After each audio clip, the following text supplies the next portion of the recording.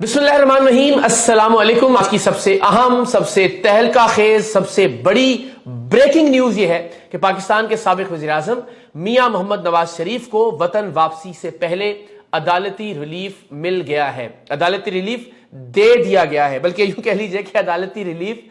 दिलवा दिया गया है और अब उन्हें 24 अक्टूबर तक गिरफ्तार नहीं किया जा सकेगा। एहतसाब अदालत से भी रिलीफ मिला और आला अदलिया से भी, यानी इस्लामाबाद हाई कोर्ट की जानिब से भी उनकी हिफाजती जमानत मंजूर कर ली गई है। बहुत अच्छी बात है, लेकिन क्या अब यह तस्वुर किया जाए कि यह रियायत पाकिस्तान के हर शहरी को हासिल होगी? ये रियायत हर उस शहरी को हासिल होगी जो गुर्बत के बायस किसी छोटी मोटी चोरी की वजह से कैद काट रहा है? क्या यह रियायत हर उस शख्स को हासिल होगी जो गुर्बत की वजह से कहीं बैंक डिफॉल्ट कर गया है, कर्जा वापस नहीं कर सका, या सूदखोरों के हाथों मुकदमात में गिरफ्तार होकर सजा भुगत रहा है? क्या यह रियायत पाकिस्तान के हर उस शख्स को हासिल होगी जो किसी वडेरे, किसी चौधरी, किसी सरदार की अना का शिकार हुआ और उस पर मुकदमा दर्ज करवा लिया गया और यकीनी बनाया जा रहा है कि उसकी जमानत तक ना हो? अगर तो यह रियायत पाकिस्तान के हर शहरी के लिए है तो फिर हमें तालियां बजानी चाहिए अदालत के इस आला मुनसिफाना फैसले पर कि उन्होंने नवाज शरीफ साहब को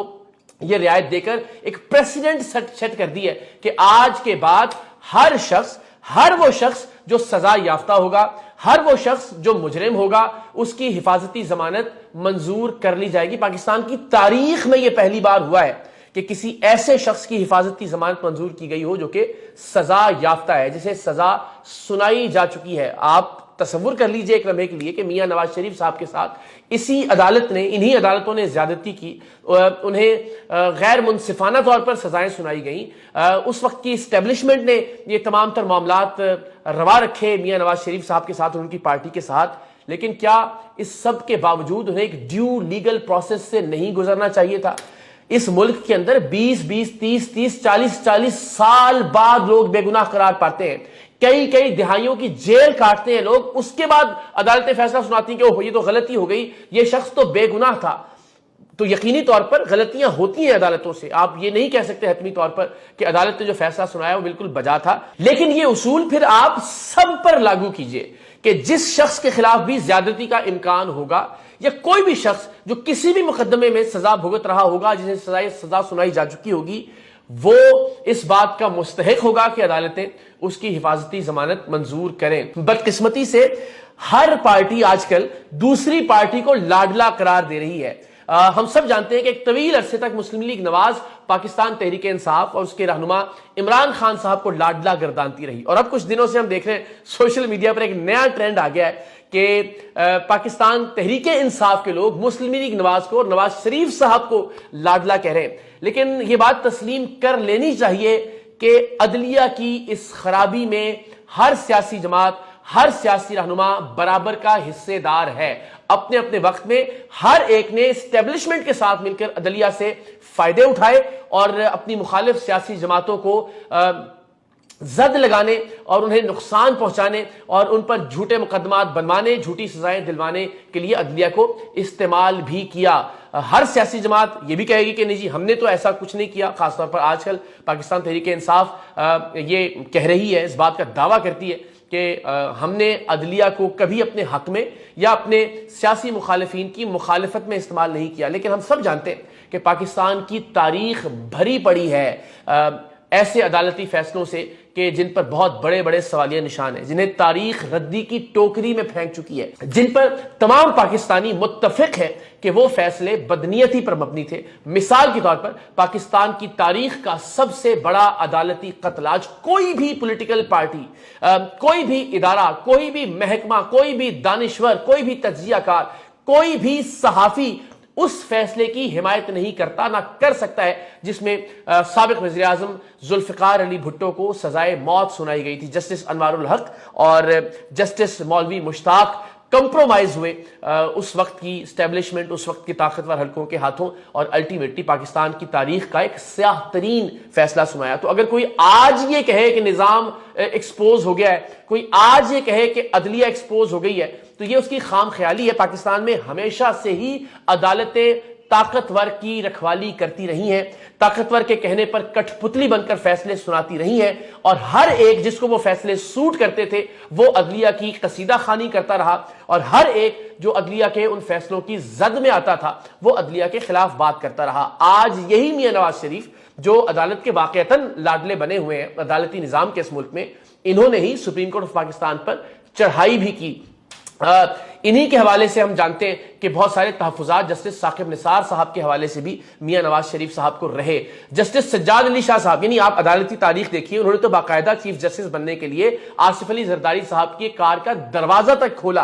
तारीख बताती है। जस्टिस नसीम हसन शाह साहब ने 1993 में मियां नवाज शरीफ साहब की हुकूमत को बहाल करने से पहले बाकायदा आसिफ नवाज जंजुआ साहब जो उस वक्त आर्मी चीफ थे, उन्हें फोन करके उनकी मर्जी और मंशा मालूम करने की कोशिश की। फिर हम सब जानते हैं, दूर मत जाइए, बड़ी लंबी तारीख है, जिसे हम खंगाले तो बहुत बहुत भयानक पहलू सामने आएंगे, लेकिन परवेज मुशर्रफ साहब का मार्शल लॉ और उसके बाद जिस तरह से तमाम जज साहिबान ने लाइन में लग के पीसीओ के तहत हलफ उठाया, सिवाय कुछ जो चुनिंदा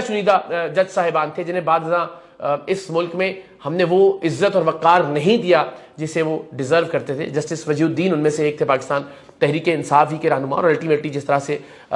उनके एतराज़ात सामने आए और जिस तरह से वो पार्टी से अलग हुए।